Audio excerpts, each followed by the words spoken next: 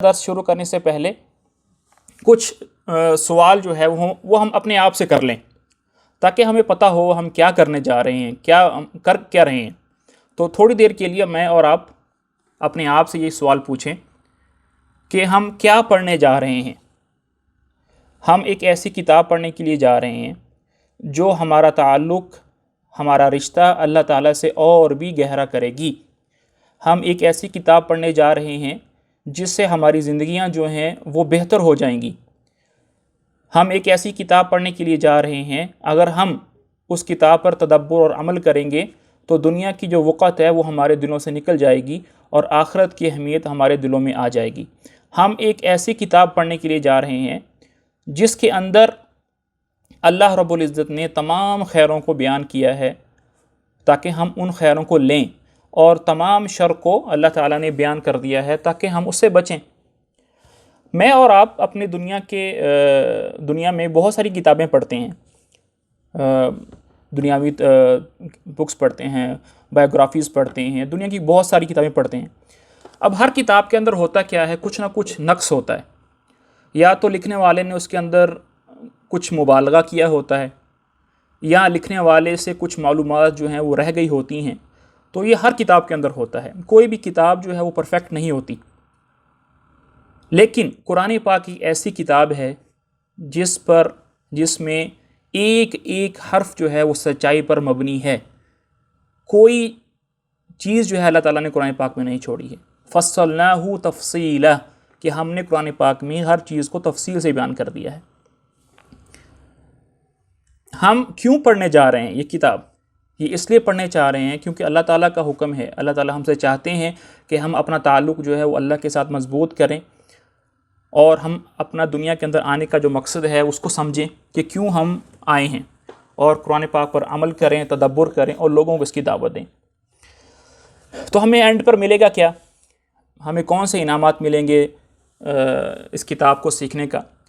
قرآن و حدیث جو ہے وہ بھرے پڑے ہیں قرآن پاک کے فضائل پر، لیکن میں نے 2 احادیث کا انتخاب کیا ہے جو کہ میرے اور آپ کے زیادہ ریلیونٹ ہے، جو مجھ پر اور آپ پر فٹ آتی ہے۔ سب سے پہلی جو حدیث ہے اس کو روایت کرنے والے جو صحابی ہیں وہ حضرت عثمان بن عفان ہیں، اور صحیح ترمذی کے اندر جو ہے وہ یہ حدیث ہے۔ صفحہ رقم آپ کے سامنے لکھا ہے، اور حکم المحدث کیا ہے؟ حدیث صحیح ہے۔ فرماتے ہیں آپ صلی اللہ علیہ وسلم، خیرکم من تعلم القرآن وعلمہ، کہ تم میں سے بہترین شخص وہ ہے جو قرآن پاک کو سیکھے اور اس پر عمل کرے اور اس کو آگے سکھائے۔ تو اگر ہم قرآن پاک کو سیکھیں گے، اس پر عمل کریں گے، اس پہ تدبر کریں گے، اس پر عمل کریں گے، اور پھر یہی چیز ہم آگے لوگوں کو سکھائیں گے، اپنے بہن بھائیوں، والدین، ہمسایوں، رشتہ داروں کو سمجھائیں گے، تو میں اور آپ دنیا کے سب سے زیادہ بہترین طبقے کے اندر شامل ہو جائیں گے۔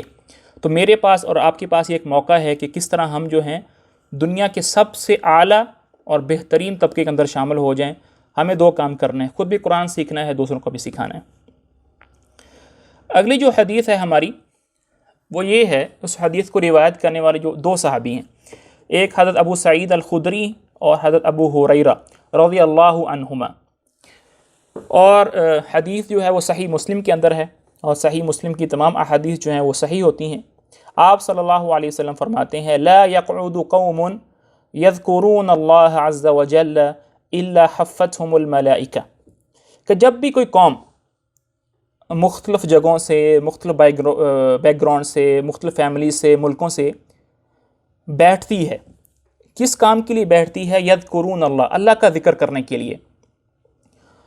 قرآن پاک کو سیکھنا، تلاوت کرنا، ذکر کرنا، کوئی بھی ایسی چیز جو ہمیں اللہ کی یاد کرائے، وہ کیا ہے؟ اللہ کا ذکر ہے۔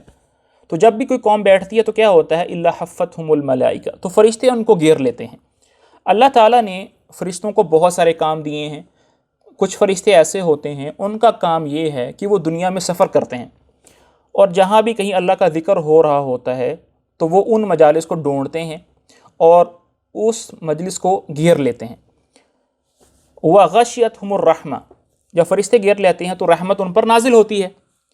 وَنَزَلَتْ عَلَيْهِمُ السَّكِينَةُ، اور سکینہ ان پر نازل ہوتی ہے۔ وَذَكَرَهُمُ اللَّهُ فِي مَنْ عِنْدَهُ، اور اللہ تعالیٰ کیا کرتے ہیں؟ اس مجلس کا ذکر ان لوگوں کے پاس کرتے ہیں، ان مخلوق کے پاس کرتے ہیں جو اللہ تعالیٰ کے پاس ہوتے ہیں۔ اب اللہ تعالیٰ کے پاس کیا مخلوق ہوتی ہے؟ فرشتے ہوتے ہیں۔ تو جس طرح میں اور آپ بیٹھ کر ہم اللہ کا ذکر کر رہے ہیں، اللہ کی کتاب کا ذکر کر رہے ہیں، تو ہم اپنے ذہنوں میں یہ بات بٹھائیں کہ اس وقت فرشتوں نے ہمیں گھیرا ہوا ہے، رحمت ہم پر نازل ہو رہی ہے، سکینہ ہم پر نازل ہو رہی ہے، اور اللہ تعالیٰ جو ہے میرا اور آپ کا ذکر ان لوگوں کے پاس کر رہے ہیں جو اللہ کے پاس ہیں، کہ دیکھو فلاں جگہ پر مختلف ملکوں سے لوگ بیٹھ کر میری کتاب کو پڑھ رہے ہیں۔ تو ہم یہ چیزوں کو اپنے ذہن میں بٹھائیں، ان سوالوں کو جواب اپنے ذہن میں بٹھائیں، تو ہم اپنا درس شروع کرتے ہیں۔